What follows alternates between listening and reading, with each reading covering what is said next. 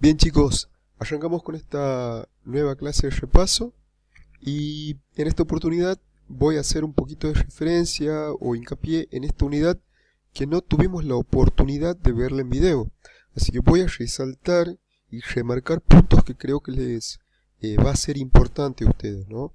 Así que bueno, vamos a arrancar y como siempre, en primer lugar, tratamos un poquito de la parte de anatomía, ¿sí? Bien, esta es fíjense, una imagen de una columna con un paciente en sentido postero-anterior y se puede observar curvaturas leves en la columna. Esto se produce, recuerden ustedes, por la compensación. Recuerden que la columna, una de sus funciones es sostener la cabeza, ¿sí? Tiende muchas veces a producirse una curvatura exagerada hacia uno de los dos lados, producto de que el paciente, generalmente en mujeres, utilizan las carteras, como siempre les decía, hacia un lado más que el otro, y eso conlleva, digamos, esos movimientos, esas costumbres, a ubicar o a producir curvaturas laterales en la paciente. Esta es una proyección lateral, se observan las curvaturas del paciente, esto sería la región anterior del paciente y esto la región posterior. Fíjense, en la región cervical se observa una convexidad anterior, en la parte o región torácica se observa una concavidad anterior, en la región lumbar se observa una convexidad anterior y en la región sacrocoxígeas una concavidad anterior. ¿Sí? Bien. Seguimos. Esto es parte de patología. Cifosis, recuerden que es la curvatura exagerada de la región torácica, ¿sí? Lordosis es la curvatura exagerada de la región lumbar y escoliosis se lo puede observar en un paciente postero-anterior con sus curvaturas compensatorias, ¿sí?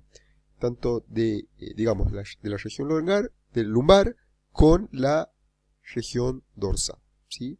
Generalmente esta es la curvatura principal que compensa con la segunda, ¿no?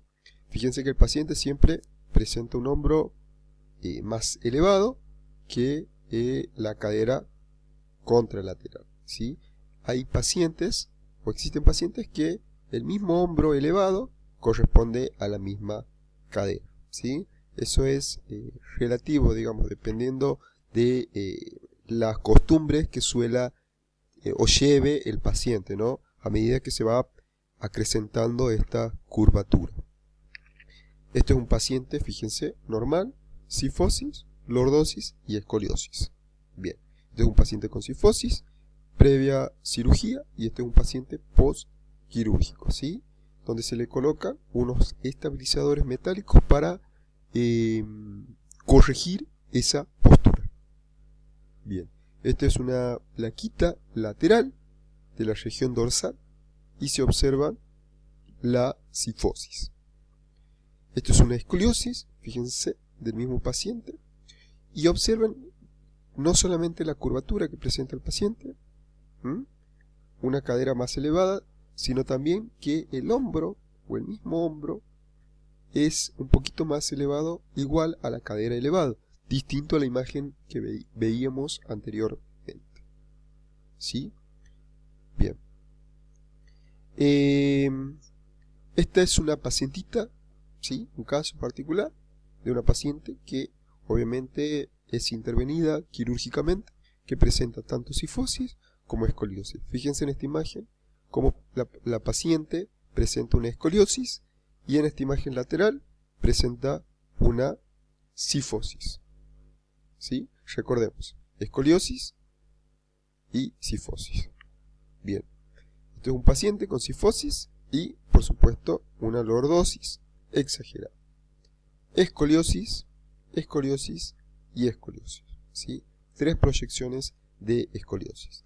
¿Qué se hizo aquí en estas plaquitas, chicos? Se hizo, después más adelante lo van a ver, compensación para elevar una de sus caderas. Generalmente la cadera más baja, digamos, se le coloca en el pie justo de la cadera más baja un libro, un taburete, como para que eleve esa cadera y poder estudiar los movimientos de la curvatura y poder observar, digamos, cómo se posiciona la columna mediante esta postura, ¿sí?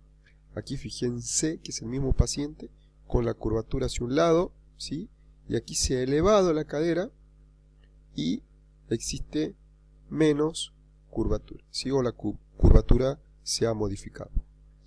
Este es un paciente con cifosis y estos son los famosos estabilizadores metálicos o tutores que se conocen, chicos. Se colocan para corregir esta postura. Estos son los tutores metálicos o estabilizadores, chicos, que se utilizan para corregir una escoliosis. Pasando a limpio, estos son los utilizados, o así se colocan los utilizados en una cifosis, y así se colocan los que se utilizan en una escoliosis. Bien, cervical, recuerden, esta es la posición correcta, con una convexidad anterior, concavidad posterior. Este es un perfil y este es un frente. Cuando el paciente no presenta esa curvatura, fíjense la curvatura, esta sería la normal. Cuando no presenta esa curvatura, hablamos de rectificación cervical. Esto es parte de la anatomía, esto ya lo vieron, ¿sí? Las tres importantes, ¿sí? Axis, atlas, ¿sí? Atlas, axis y la prominente, ¿sí? Eso quiero que lo estudien, ¿sí? Porque es muy importante, chicos, poder comprender y aparte porque les pueden pedir muchas veces estudios relacionados con esta región, ¿sí? Pasemos a limpio entonces. Atlas, la primera, axis, la segunda, ¿sí? Y la prominente. Esas son las especiales. Proyección, para estudiar atlas axis, a resaltar, lo único importante es la posición del paciente, de cúbito supino, boca abierta, se le pide que realice, que diga la palabra A, y el rayo va a incidir de manera perpendicular sobre el borde inferior de los incisivos superiores, de manera perpendicular a 1 metro de distancia, ¿sí? Obviamente que se deben observar las articulaciones de atlas y axis. La boca siempre debe estar abierta. Estos, chicos, repaso. Cuando les pida o les pregunte, ustedes traten de explayarse más, ¿no? Simplemente esto es un repaso. Principalmente se debe observar C1 y C2, ¿sí? Bien, este es el estudio de vértebra cervical, la que utilizamos mayormente. La angulación es cefal de 15 a 20 grados. El paciente en bipedestación o de cúbito supino, la distancia del rayo es de 1 metro y la angulación es de 15 a 20. En este, chicos, tipo de estudios que se lo hace es el habitual, es el correspondiente, se ve desde la tercera vértebra cervical hasta las dos primeras dorsales. La vértebra 1 y 2 de cervical no se la visualiza. Bien, seguimos. Esto es lo que se visualiza, ¿sí? Desde la tercera hacia las primeras dorsales. Paciente con el método de Grandi, lateral, fíjense, se debe despejar zona, lateralizado, y fíjense, entre el paciente y el chasis hay un espacio que no existe cuando el paciente está de cúbito supino por un frente. Entonces ese espacio hay que compensarlo, porque si no se va a ver magnificada la imagen. ¿Cómo se lo compensa? Con la distancia, ¿sí? El chasis debe ir ubicado de 1,50 a 1,80, ¿sí? Igual que en el tórax. Recuerden que en el tórax, en el caso del tórax va de 1,80 m, ¿sí? Pero aquí va de 1,50 a 1,80, ¿sí? Bien, chicos, ahí tienen la distancia. Se debe observar, obviamente, centrada toda la columna con todos sus espacios, ¿sí? Este estudio generalmente lo piden para cuando se sospecha de rectificación o alguna compresión de algún nervio en cervical, chicos. Bien, vamos con la vértebra cervical, hiperflexión, hiperextensión, ¿sí? Hiperflexión, el paciente deflexiona y lo máximo y trata de colocar el mentón en su pecho. Y la hiperextensión, el paciente extiende y trata de despejar toda la zona, ¿sí? ¿Qué es lo que se busca observar, chicos, aquí? En la hiperflexión, las apófisis espinosas separadas. Y en la hiperextensión, que estamos aquí, se busca estudiar los cuerpos vertebrales desplazados. ¿Sí? Entramos en los agujeros de conjunción y esto se lo estudia con el paciente oblicuo. Puede estar en posición oblicua anterior o posición oblicua posterior. ¿Sí? Cuando se lo posiciona, como ven en el caso, posición anterior oblicua, con el rayo angular, axial, ¿sí? Con una angulación de, puede ser de 15 a 20 grados, ¿sí? El rayo va a incidir, por supuesto, a nivel de la tercera vértebra cervical, igual que en todas las cervicales. En este caso se va a poder estudiar los agujeros de conjunción más alejados del chasis, o sea, los que se encuentran en esta región, chicos. Cuando el paciente se encuentra en esta posición oblicua anteroposterior, axial, se estudian los alejados, ¿sí? Se lo puede hacer en bipedestación o en camilla.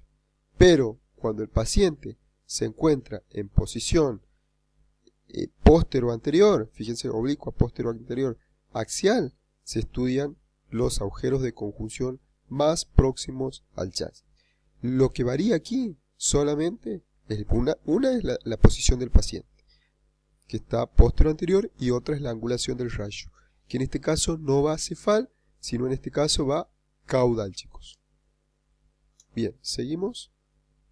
Esta es la imagen, ¿sí? Seguimos. Método de Ottonello, chicos. Este es otro método que preguntaban ustedes muchas veces, mandaban por mensajito, y tiene que ver con un método alternativo para estudiar cervical cuando se quiere ver todas las vértebras cervicales. ¿Qué se hace? Se va a hiperextender el mentón del paciente y se le va a pedir al paciente que realice la apertura,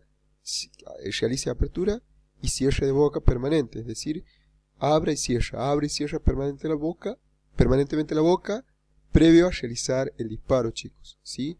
¿Para qué? Para que este movimiento produzca la borrosidad del mentón que obstruye las dos primeras vértebras cervicales. Realizando ese movimiento, chicos, se realiza el disparo con el rayo de manera perpendicular. Es esta la proyección que a ustedes les sirve para ver las 7 vértebras cervicales, distinta a la anterior, que era axial, recuerden, con el ángulo cefal. ¿Sí? Bien, fíjense, se observan todas las articulaciones de la C1 y C2, C3, C4 y demás.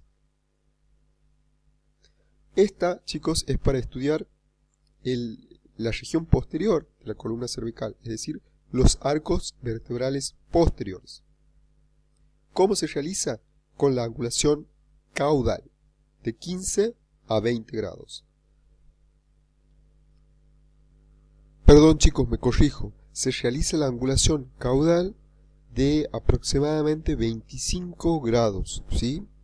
En la anterior, cuando ustedes hacen la que va en dirección cefal, en ese caso va de 15 a 20 grados, en esta va en sentido caudal de aproximadamente 25 grados. Todo esto lo tienen, chicos, en la teoría, después lo van a fijar bien, ¿sí? Bueno, pasamos ahora a la siguiente plantilla y comenzamos a ver la parte de traumatizados. Esto ya lo vieron. Recuerden que siempre hay que despejar la zona cervical. El paciente se acomoda en camilla, preferentemente. El chasis en contacto con el hombro. Si no tenemos un apoyo, se le pide a alguien que lo sostenga, ¿sí? El rayo va a 1 metro de distancia. Siempre hay que deflexionar los hombros para que despeje zona. Y se debería observar de esta forma, ¿sí?